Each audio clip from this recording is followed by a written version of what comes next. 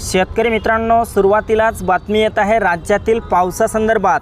उद्या 7 ऑगस्ट 2024 बुधवार उद्यापासून महाराष्ट्रातील बहुतांश भागांमधील पाऊस पूर्णतः उघडणार आहे, सूर्यदर्शन होणार आहे। मात्र राज्यातील तरी देखील असेही काही भाग असतील ज्या भागांमध्ये ढगाळ वातावरणासह हलका ते मध्यम स्वरूपाचा पाऊस उद्या देखील झालेला पाहायला मिळेल। तर मित्रांनो, जाणून घेऊयात सविस्तर माहिती, पण त्यापूर्वी आपल्या चॅनलवर नवीन असाल तर चॅनलला सबस्क्राइब अवश्य करा।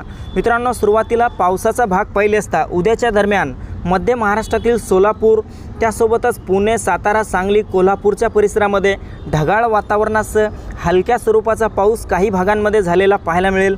मात्र बऱ्यापैकी पावसाचा जोर या भागातील कमी झालेला पाहायला मिळेल।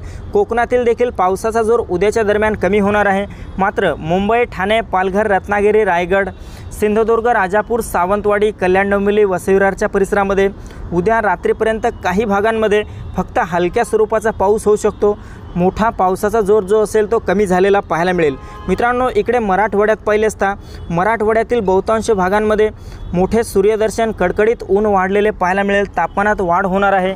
यामध्ये छत्रपती संभाजीनगर, जालना, हिंगोली, परभणी, नांदेड, बीड, लातूर, धाराशिवच्या सर्वत्र परिसरामध्ये उद्यापासून पुढील 2 दिवस सूर्यदर्शन राहील। पावसात थोडासा खंड पाहायला मिळेल।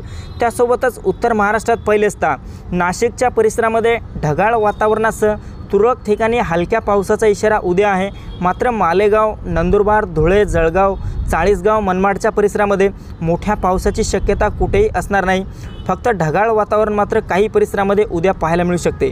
मित्रांनो, विदर्भात पाहिले असता विदर्भात अकोला, अमरावती, चंद्रपूर, गडचिरोली, गोंदिया, भंडारा, यवतमाळ, वर्धा, वाशिम, बुलढाणा, नागपूरच्या सर्वत्र परिसरामध्ये उद्या दुपारपर्यंत तापमानात मोठी वाढ होईल।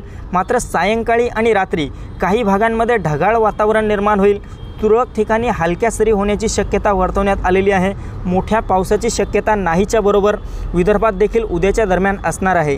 तर मित्रांनो, ही होती हवामानाची छोटीशी अपडेट। आपल्याबरोबरच इतरांना पण शेअर करा। व्हिडिओला लाईक, चॅनलला सबस्क्राईब करा। धन्यवाद।